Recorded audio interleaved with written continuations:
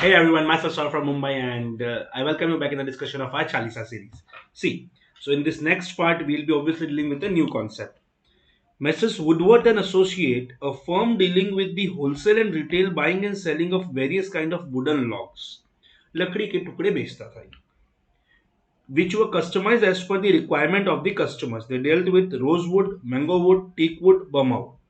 Mr. Das, a customer came to the shop and asked for wooden logs measuring 4 inches broad and 8 feet. 8 feet by 4 inches के ऐसे उसने locks मांगे and उसने बोला कि अपना पर्टिकुलर पर्पस कि उसे ये लॉक्स चाहिए for the making of wooden doors and window frames. दरवाजे के बाद जो फ्रेम लगे रहता है ना, वो फ्रेम के लिए उसे चाहिए था, मतलब बेसिकली दरवाजे का बॉर्डर बनाने के लिए उसे चाहिए था।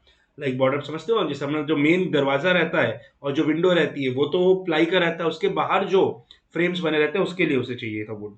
The shop owner agreed and arrange the wood pieces cut into as per the buyer's requirements. यहाँ पे क्या हुआ, बायर ने अपना पर्पस बताया प्लस उसने सेलर के स्किल्स पे रिलाई किया कि उस पर्पस के लिए सेलर अपने स्किल्स के अकॉर्डिंग बेस्ट वुड देगा। कौन सा वुड चाहिए ये नहीं बताया बायर ने, डिस्क्रिप्शन नहीं बताया। The carpenter visited Mr. Das's home next day and he found that the seller has supplied mango tree wood, which would be most unsuitable for the purpose. The carpenter asked Mr. Das to return the wooden logs as they would not meet his requirement. तो फिर mister दास जब shopkeeper के पास गया था, shop owner refuse to return the wooden logs as on the plea that the locks were cut to the specific requirement of Mr. Das and hence could not be resold। तो इसलिए shopkeeper ने बोला कि आपके लिए जैसा आपका requirement था उस साइज का मैंने लकड़ी को काटा, अभी वापस कहीं पे रिसोल्ड नहीं कर पाऊंगा, इसलिए मैं इसे आपसे रिटर्न नहीं ले सकता। Now you have to explain the duty of the buyer as well as the seller according to doctrine of caveat emptor and whether Mr. Das would be able to get the money back on the right kind of wood as required for serving his purpose। आइए देखते हैं। Sir caveat emptor बोलता है let the buyer be aware, buyer को ध्यान रखने दो। As per caveat emptor यहाँ पे मिस्टर दास को चेक करना चाहिए था वुड को प्रॉपरली, राइट, एंड उसे चेक करके ले जाना चाहिए था कि वुड उसके पर्पस के लिए फिट होगा कि नहीं होगा, राइट। बट इसका हमने एक्सेप्शन भी देखा था। एक्सेप्शन था कि अगर आपने इंप्लाइड कंडीशंस को ब्रीच किया है then seller would be responsible.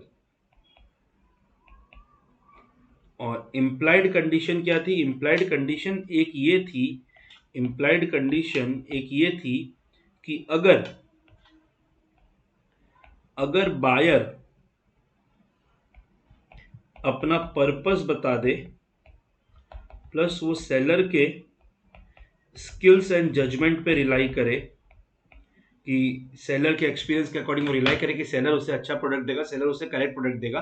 And इस केस में अगर सेलर ने उसे सही प्रोडक्ट नहीं दिया तो यहाँ पे फिर सेलर का मिस्टेक है, सेलर ने इस कंडीशन को ब्रीच किया है, right.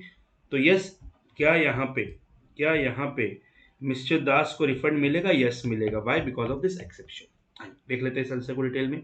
The doctrine of caveat emptor means let the buyer be aware. As per this doctrine, in case of the sale of goods, it is duty of the buyer to satisfy himself before buying the goods that will be suitable for his purpose, for which they are being bought. Thus, generally, it is duty of the buyer to make proper selection of goods, and if the goods turn out to be unsuitable for his purpose, then he cannot hold the seller liable. जैसा यहाँ पे हुआ, अगर purpose नहीं बताया हुआ होता तो फिर मिस्टर दास शॉपकीपर को लाइबल नहीं कर पाते। Thus seller shall not be held responsible for bad selection of the buyer, right.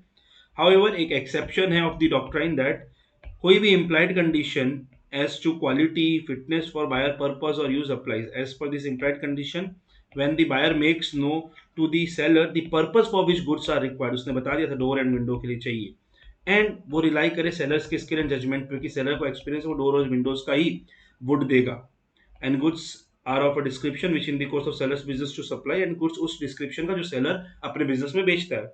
तो सर यहाँ पे रिक्वायरमेंट पूरा हो रहा है। मिस्टर दास ने क्या बोला था? मुझे डोर और विंडो का वुड चाहिए, एंड सेलर के एक्सपीरियंस में उसने छोड़ दिया कि आप मुझे कौन सा दोगे वुड दे दो, एंड सेलर यहाँ पे अपने नॉर्मल कोर्स ऑफ बिजनेस में डोर और विंडो के वुड से डील करता ही था। then it is the duty of seller to ensure that the goods supplied are reasonably fit for buyer's purpose. If the goods now turn out to be unsuitable for the buyer's purpose, it shall amount to breach of condition and buyer shall have the right to repudiate and cancel the contract and claim damages.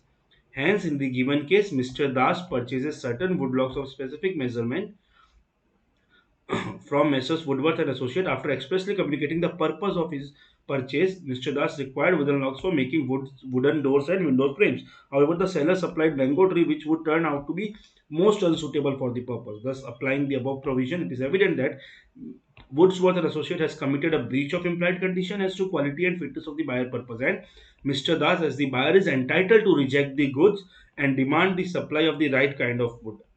पहला option है कि आप सही would they दो, alternatively वो contract cancel करके अपने पैसे भी वापस मांग सकते हैं, राइट? चलो, so that was for this part. Stay tuned for the further parts. Thank you so much everyone. Bye bye, take care. Jai Jinendra.